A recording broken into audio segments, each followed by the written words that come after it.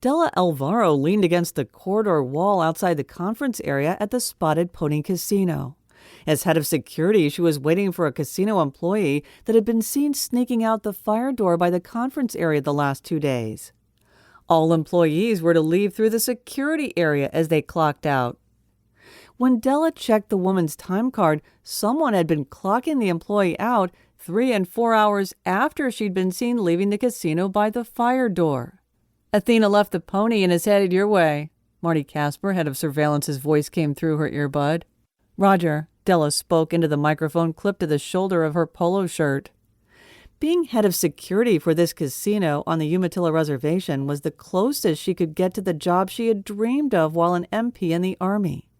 After losing her lower leg from an IED blast, she was shipped home for medical care and physical therapy. If she couldn't be a law enforcement officer, she was going to be the best head of security this casino had ever seen. Athena rounded the corner, typing on her cell phone. Dela stepped in front of her. "Athena, why are you leaving through the fire door?" The woman's head snapped up and she stared at Dela. "Why have you left work the last 3 days around this time, and yet your time card says you worked a full shift?" Dela crossed her arms and studied the woman. "I've been leaving early because my daughter is sick." The woman's gaze was over Dela's shoulder. She was lying.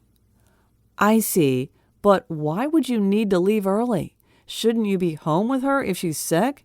Dela watched the woman shove her phone into her back pocket. "She's not that sick." "But sick enough you can cut out of here and still have someone clocking you out so you get full pay?" Dela wasn't going to let the woman off. This was one of the reasons employees were to clock out in the security office, to keep track that they weren't skipping work and they weren't taking anything home they shouldn't. "I need the money. In fact, I need more than the casino pays me. That's why I'm leaving early to go to another job." Athena still wasn't looking Dela in the eyes. "I'm going to walk into the office and clock you out if you walk out that door. And then I'll go talk to HR and see what they want to do about the days you left early and still expected to get paid." Athena finally looked her square in the face. "Please, I'll tell the place I'm working I can't come in until I finish my shift here. Don't cut my hours short. I need the money." Her gaze darted around the corridor. "What or who are you afraid of? Why do you need money?" Dela dropped her hands to her sides and stepped toward the woman. "Are you in trouble?" I can't tell you. I have to go. Please. Wait until tomorrow when I come on shift before you talk to HR. Let me make it okay with the other place to come in later," Athena pleaded in a shrill voice. "Where are you working?" Dela asked, wondering if it was a bar in town. Athena worked as a barmaid in the Pony Bar and Grill at the casino. Athena shook her head.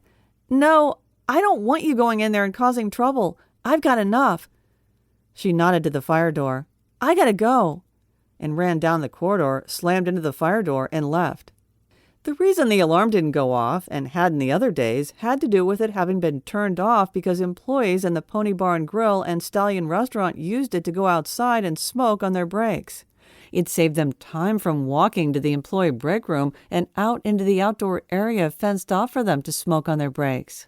Many conference attendees also used the exit to catch a smoke on the patio outside the Stallion set up for outdoor dining. "That didn't look like it went well," Marty said in her ear. Dela pressed the button on her mic. "I'm coming in to see if we can find out who has been covering for her."